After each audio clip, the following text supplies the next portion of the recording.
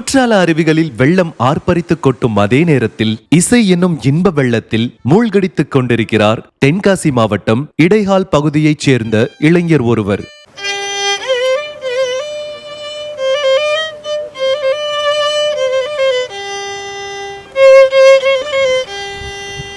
மனதை வருடும் மந்திர இசையால் கட்டிப்போடும் இவரின் பெயர் கிருஷ்ணபாரதி. இடையாலைச் சேர்ந்த பட்டிமன்ற பேச்சாளர் ராஜாராமின் மகனான கிருஷ்ணபாரதிக்கு பள்ளி பருவத்திலிருந்தே இசையில் தனி ஆர்வம் இருந்து வந்துள்ளது. முதலில் கீபோர்ட் வாசிக்க தொடங்கிய கிருஷ்ணபாரதி பிறகு வயலின் இசையில் ஆர்வம் காட்டத் தொடங்கினார்.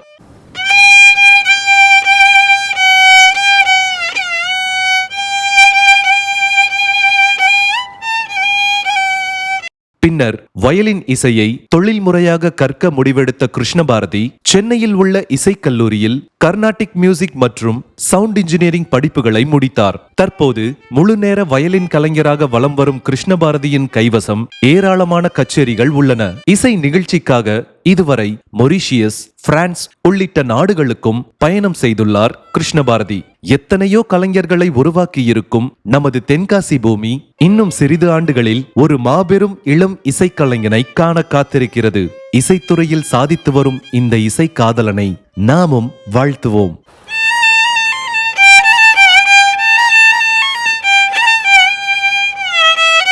தென்காசி லைஃபுக்காக ஜஸ்டின் துரை.